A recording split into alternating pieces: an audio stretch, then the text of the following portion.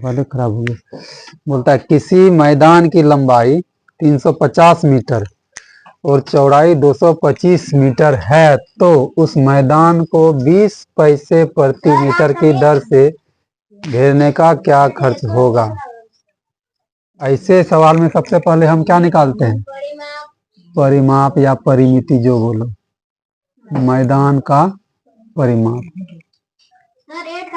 आयताकार है रे।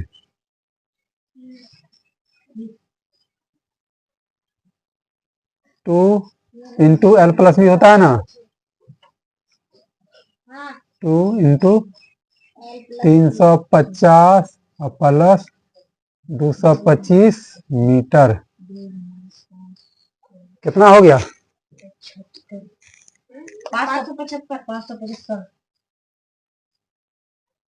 575 मीटर बराबर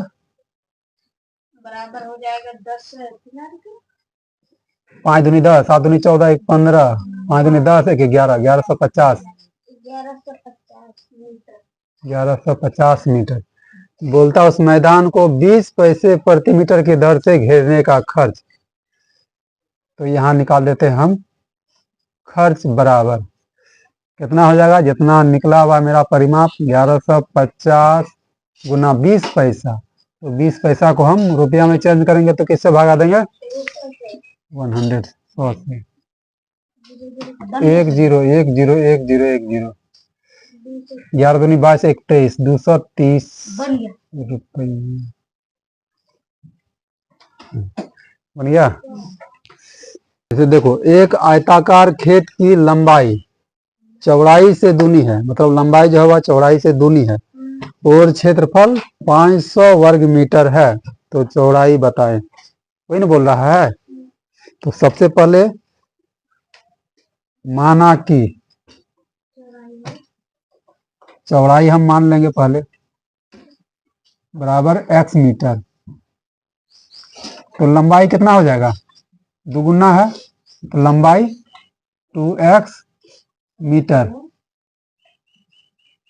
होगा ना। यहां तक समझी? यहां तक तो बनाई थी तुम भी। अब देखो बोल रहा है क्षेत्रफल कितना है? 500 वर्ग मीटर। तो यहां लिख देते हैं आयताकार खेत का क्षेत्रफल, खेत का L इंटू बी होता है ना, L इंटू बी। तो आयताकार खेत का क्षेत्रफल कितना दिया हुआ? यहाँ दिया हुआ ऑलरेडी 500 वर्ग मीटर। L कितना है? 2x और चौड़ाई x। अब देखो इस दोनों को गुना करके यहाँ से यहाँ काट सकते हो, ये से कितने बार में? 250 बार में कट गया। अब देखो ये कितना हो गया, मतलब एक्स स्क्वायर बराबर 250, ये स्क्वायर हट जाएगा तो ये रूट में। अब देखो आवाज गुणनखंड कैसे नहीं आता है, तो देखो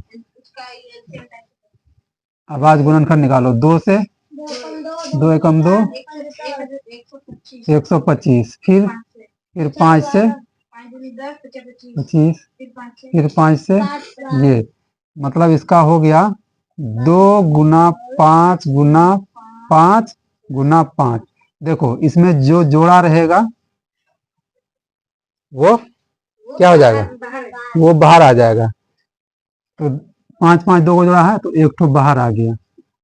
फिर देखो भीतर में क्या रह गया? 2 गुना 5 मतलब 10।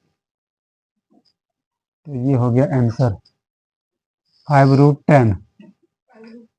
5√10 क्या हो गया? x का वैल्यू। तो चौड़ाई हम x माने हैं, तो 5√10 हो गया चौड़ाई।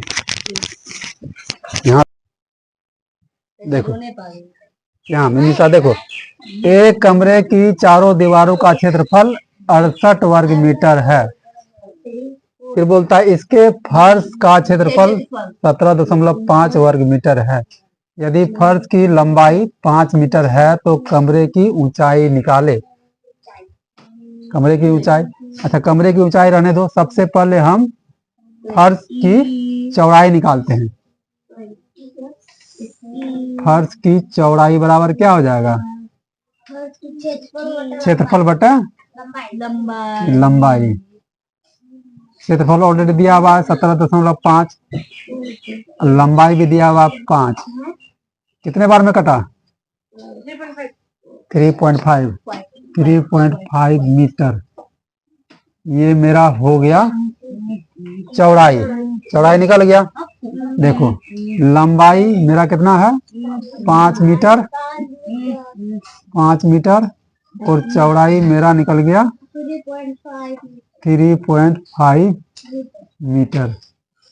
अब यहाँ बोल रहा है एक कमरे की चारों दीवारों का क्षेत्रफल। ये लिख देते हैं, कमरे की